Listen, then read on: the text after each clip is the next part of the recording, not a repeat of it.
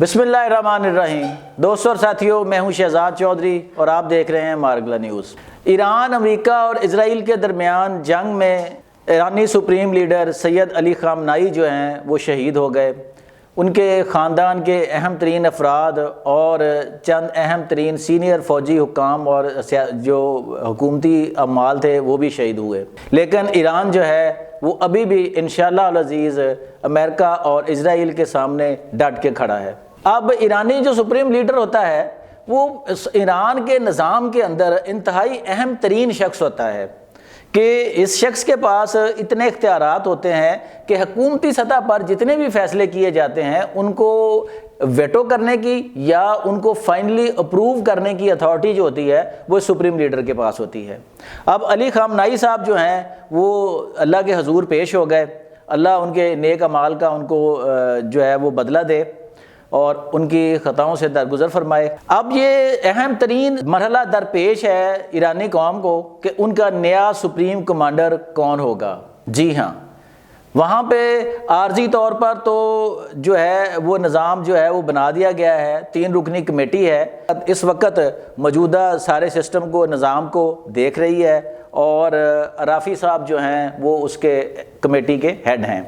آج میں آپ کو تھوڑا سا آگاہ کرتا جاؤں کہ جو ایرانی سپریم لیڈر ہوتا ہے اس کا انتخاب کیسے کیا جاتا ہے۔ سید علی خامنائی صاحب کو جب اس سے پہلے جنگ شروع ہوئی تھی اسرائیل کے ساتھ، اس وقت سے پتہ تھا ان کو کہ ان کی ذات کو ٹارگٹ کیا جائے گا۔ ہمیشہ سے وہ امریکہ اور اسرائیل کی آنکھوں میں کھٹکتے تھے کیونکہ وہ اسلامی انقلاب جو امام خمینی لے کے آئے تھے اس کے رہبر اور اس کے داعی تھے۔ اب جب وہ شہید ہو گئے ہیں تو ان کے جانشینی کا جو ایشو ہے وہ اس وقت واقعی ایرانی جو ہے قوم اس کے لیے بڑا ہی اہم ہے۔ اب ہم آپ کو مطلع کریں گے کہ ایک تو یہ کیسے منتخب ہوتے ہیں اور دوسرا کون کون لوگ ہیں جن کو انہوں نے کسی حد تک نامینیٹ بھی کیا تھا کہ یہ جو ہے ان لوگوں میں انتخاب کر لیا جائے۔ ہم فرداً ان تمام اشخاص کے بارے میں آپ کو آگاہ کریں گے کہ وہ کون لوگ ہیں اور ان کا کیا کیا کردار رہا ہے۔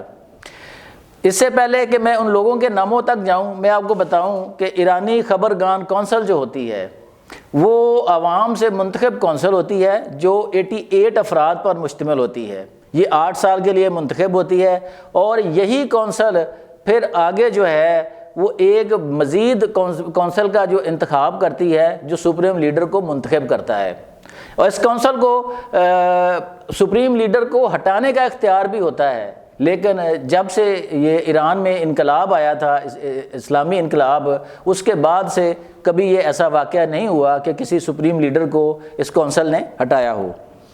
اب جو ہے سیاسی اور سیاسی تجزیہ نگار جو ہیں جو ایران پر گہری نظر رکھتے ہیں، انہوں نے چند جو مجوزہ جانشین ہیں ان کے حوالے سے جو رپورٹس ہمیں ایران سے، تہران سے موصول ہو رہی ہیں اس کے مطابق جو ہے وہ مجتبیٰ خامنائی صاحب کا نام بھی اس میں شامل ہے۔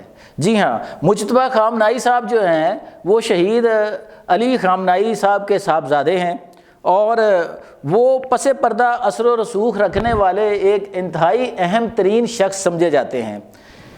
ان کے اسلامی گارڈ اور دیگر ملیشیا جو ہے اس پر گہرے اثرات ہیں۔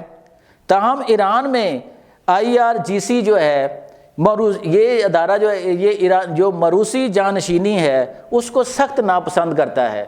اس کی وجہ کیا ہے؟ اس کی وجہ ناظرین یہ ہے کہ ایران میں جب انقلاب آیا تو اس وقت جانشینی کے طور پر ہی بادشاہت قائم تھی اور رضا شاہ پہلوی جو تھا وہ اقتدار میں تھا اور وہ دعویٰ کیا کرتا تھا کہ ہم صدیوں سے جو ہے وہ اقتدار میں ہیں اور ہم اقتدار کے لیے ہی پیدا ہوئے ہیں، جس تصور کو جو امام خمینی نے اپنے پاؤں تلے رون ڈالا تھا۔ اچھا، اب اگلا نام جو ہے اس میں وہ ہے علی رضا عرافی صاحب کا۔ جی ہاں، یہ علی رضا عرافی صاحب بڑے سینئر سیاسی رہنما ہیں۔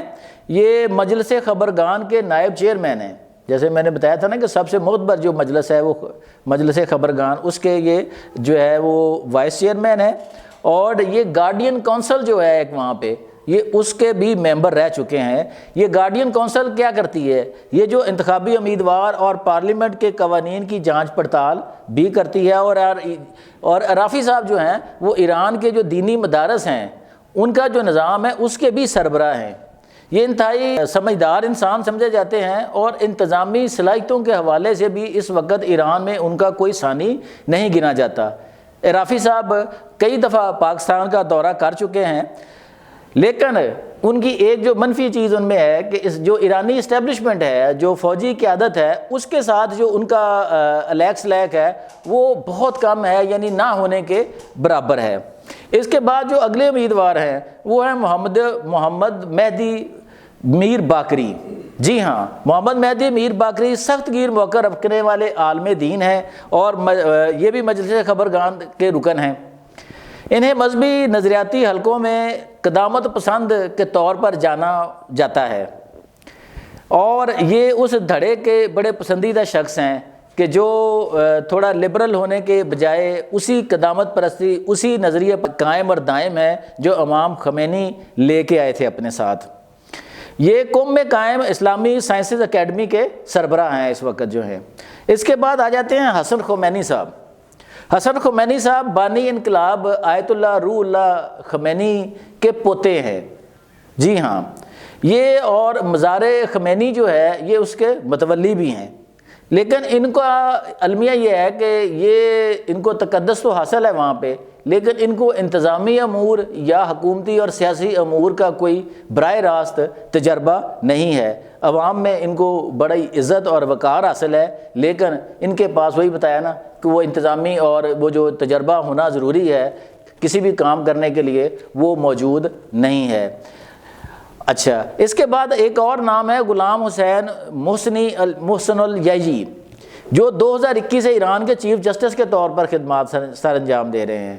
وہ عدالتی اور سیاسی نظام میں مضبوط اثر و رسوخ رکھنے والی شخصیت کے طور پر پہچانے جاتے ہیں۔ تو یہ تھے ناظرین وہ نام جو مجوزہ ایران کا سپریم لیڈر ہوگا، یہ اس کے جو ہے 4-5 نام اس میں جو زیر گردش ہیں اس وقت وہاں پہ، جن پر غور ہوگا۔ یہ وہ لوگ ہیں جن کی زندگی کا مختصر جائزہ ہم نے آپ کے سامنے پیش کیا ہے۔ اب ایک اس میں جو ہیں، اس میں جو سب سے اہم اس وقت فیورٹ گنے جاتے ہیں وہ رافی صاحب گنے جاتے ہیں۔ کیونکہ وہ اپنے تجربے، مہارت اور معاملہ فہمی کی بنیاد پر اس وقت ایران میں انتہائی معتبر سمجھے جانے والی شخصیت ہیں۔